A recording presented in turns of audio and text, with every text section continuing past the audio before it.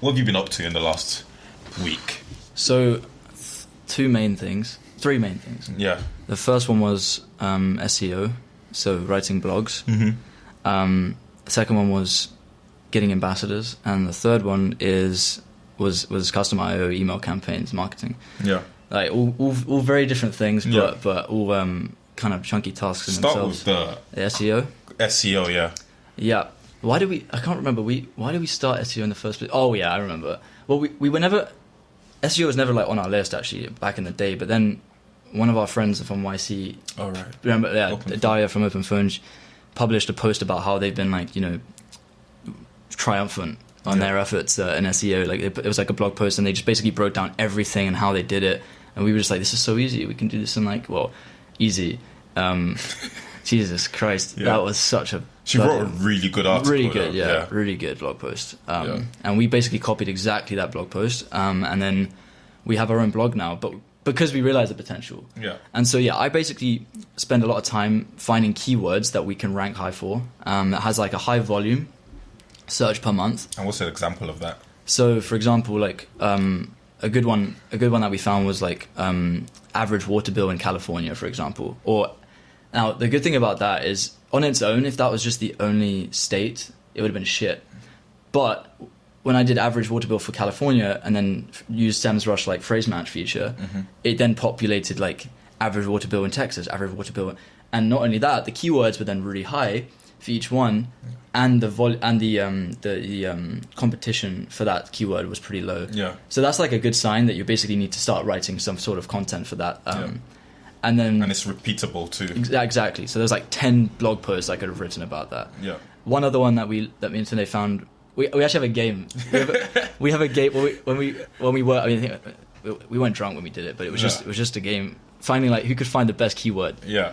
SEMrush, by the way, just because you mentioned SEMrush. SEMrush is like a tool that allows you to see the volume that every single keyword gets on like search engines, and it also shows you the difficulty for being able to rank high on that keyword. So you can talk about the game. Yeah. Awesome software, awesome, super fun to play around with. But then after that, you the process is basically just going onto another software called Topic to try and get like a high content grade, because you want to be writing good content, because Google doesn't give a shit if you write bad content but have high keyword search density in your articles. So that's what I did. Okay, so I wrote an article on Airbnb splitting, because obviously that's one of our great use cases for the card, and then I moved on to the ambassadors. So this is another growth channel that we're trying to pursue. Tunde and I did a lot of tabling back in the days. I mean, you did way. I'm pretty sure I did more 2. Tabling. You did like 20 or something. I wasn't even. Early days of YSplit product wasn't like 100% successful. It was fun. It was fun, but it was scary and it was long. I felt so like. Every Wednesday or so, Landon would take a massive... so big. I can't believe you did that. He would take a huge table. So heavy. I'll just watch Landon. He put his headphones on, get ready. He takes the whole table and goes to Berkeley on his own, puts the table up, and then just starts talking to college students. I don't know how you had the huevos to do that, but...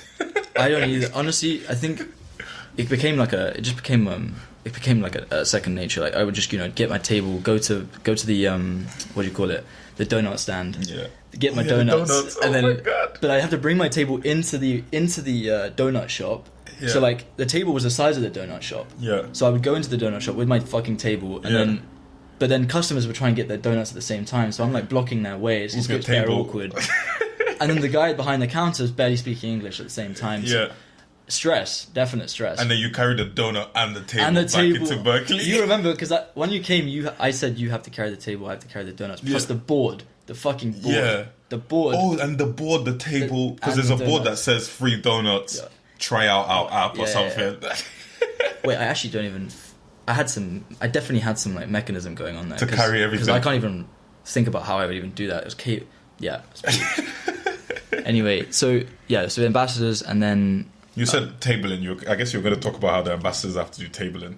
So the ambassadors have to do tabling. So they're taking over my responsibility. We're trying to basically get them to in Florida right now. We have a couple colleges.